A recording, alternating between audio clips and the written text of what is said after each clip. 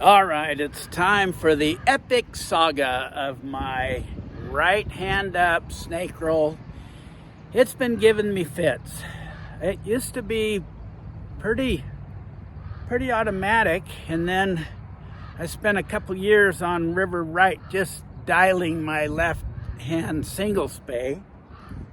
So the right snake roll kind of, it was kind of automatic, and then it kind of just turned to crap, and then I got all confused and got a lesson with Travis, and it was a great lesson, and it kind of changed the paradigm of how I thought about the snake roll cast. And so, but I wasn't implementing it right. And so, like I always say, I had to try a whole bunch of different stuff.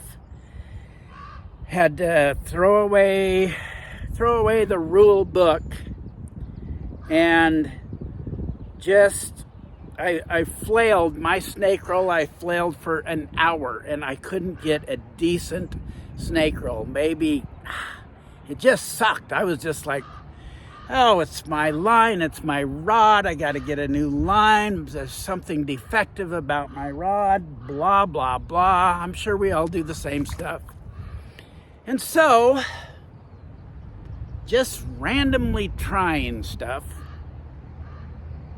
I figured out what I was doing wrong. And some of it goes back to last week on Instagram. I made a post about the snake roll, and because I was, of course, struggling with it last week in a practice session, and I ended up just doing a lazy snake roll, keeping the rod tip path going up, getting the D loop or V loop, whatever kind of loop, up in the air, getting that light anchor, and then I started hitting them, okay?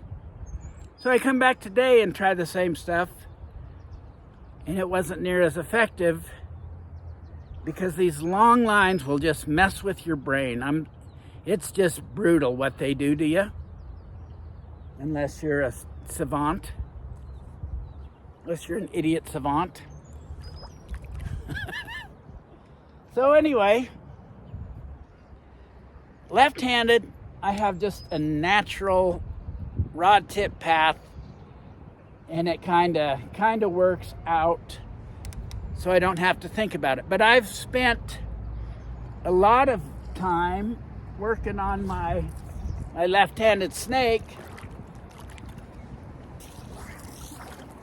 So for a left-handed snake, it's just natural. Okay? It's just natural. I had to work on it a long time. But it wasn't the full focal point of my casting, but it kind of just, maybe that's why it got consistent.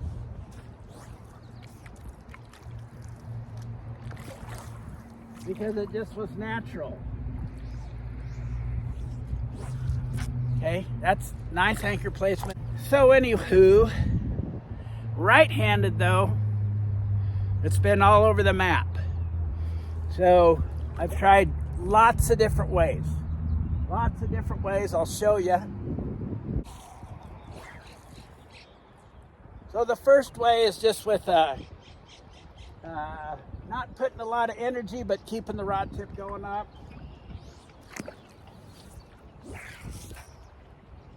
Okay. Nice, just lazy rod tip, not getting crazy with energy. Light anchor, boom, off it went. But the reason it went is because I struggled with it all morning until I put my finger on what I was doing wrong. Through trial and error, even though I've been screwing around with this crap for 15 years, and now I'm still just flailing sometimes. Flailing.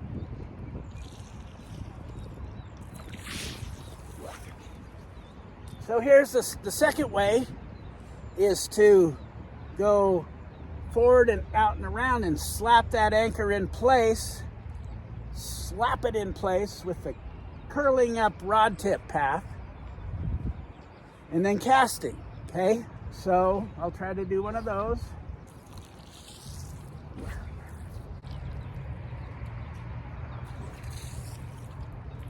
Okay, here's that.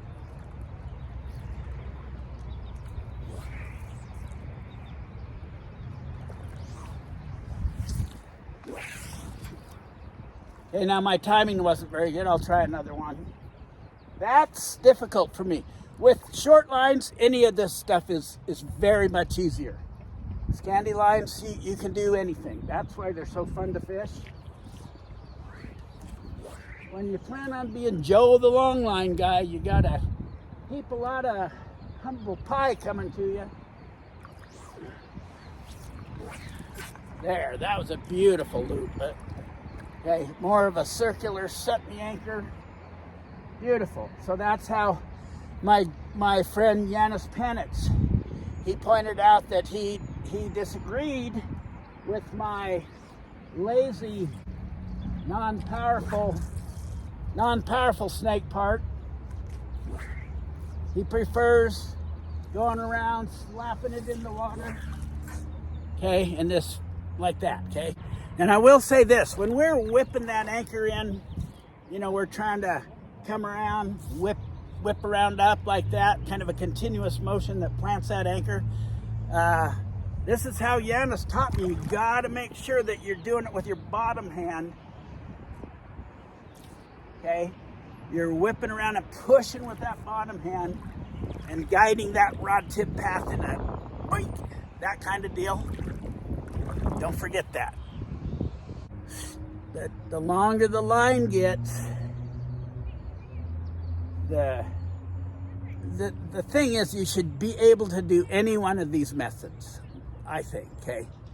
Because you might need continuous motion. You might need to slap it out there and have a short D-loop, okay? Because you're backed up against the brush. You might need to come around and cast, get that anchor way out there, okay? So that's totally a tool that we should all have, okay?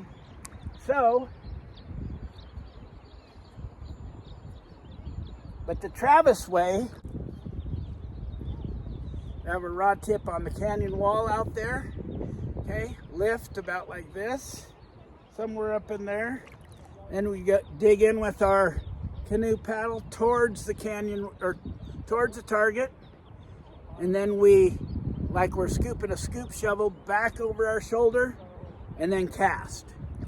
Okay, so this is for distance casting, Spey casting, comp stuff.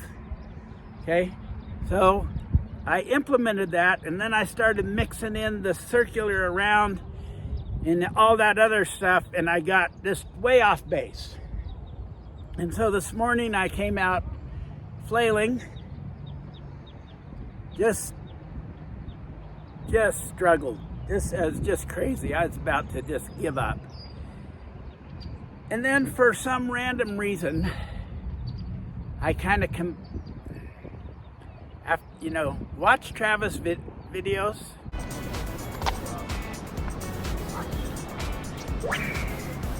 Oh, yeah. How he snake rolls. Here's what I was doing wrong to try to do the Travis approach. Okay. I was, this part was okay. The lift, this, but what I wasn't doing is coming down.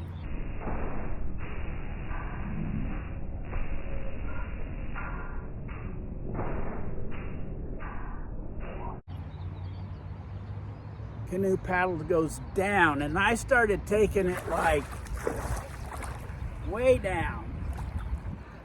Okay, maybe not that far, but okay, towards the target and then coming up. So down, scoop shovel, and my reel was going down, and then I'll do it this way. Reel was going down, and then down here coming, I don't know, down and up. So down, but down low and then up. I was going, keeping everything here. I started dropping more down and coming up. So my rod tip path going up made that anchor land more consistently. It was real hard to get out of my mind. This and go from low to high, okay? And it wasn't that it's just, I'll just show you, okay? I'll just show you. And when I did that, everything came together. So the lesson Travis gave me 2 months ago, I finally got it into my brain.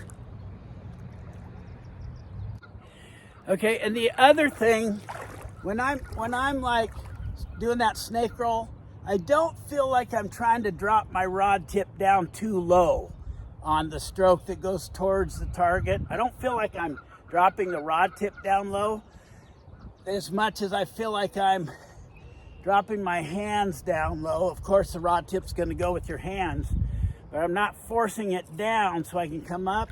I'm just going down and then coming up, okay? And that's what it feels like, gets me those sweet anchors, and then my cast goes good. Today, I wasn't, takes a long time sometimes when you're an idiot savant.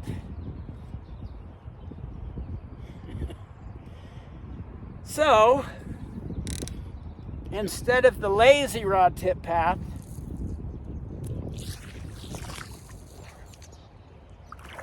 okay, I'll show you. I'll show you what cleaned me up.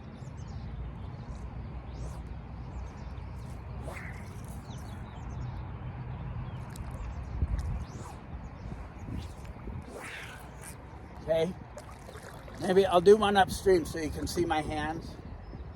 I just lowered my reel on coming down and back up. Okay.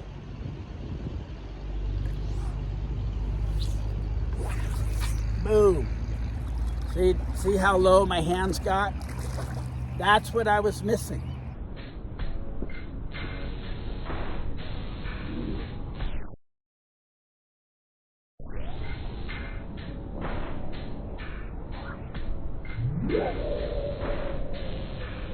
Doing that, it helps me plant the anchor, and it doesn't make sense in my brain because it seems like the V-loop would be so frickin' steep.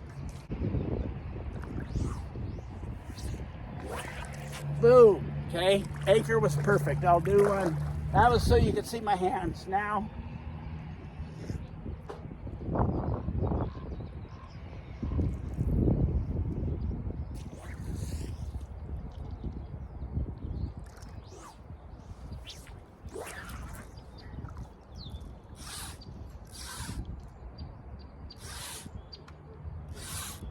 okay, so this is a 65-foot line, 64. Probably got a 16, 17, 15-foot leader on there. Could be longer, maybe, I don't know. But I can adjust too, okay? So,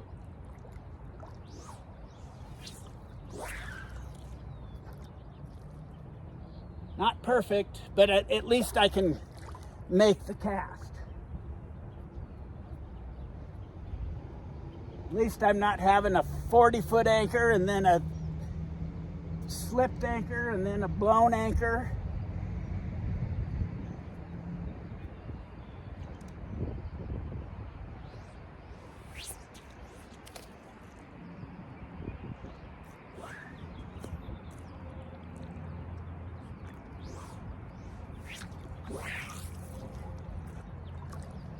That was okay. It's not pristine yet, but at least I'm in the tweak and readjust period where I can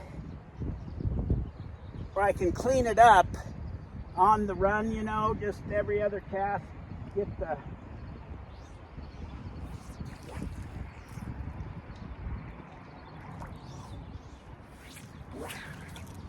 there, that was perfect. And of course it was out of screen. I'll try it again. Okay, so then when I could do the Travis snake roll, ooh,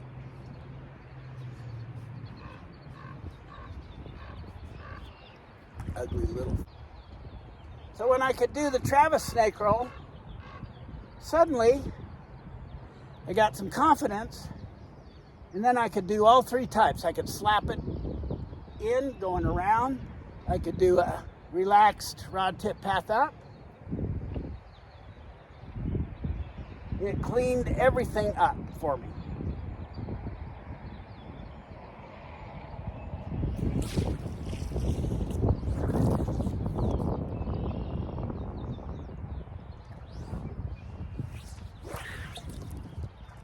Okay, I'll take that as the wind's blowing out there, okay?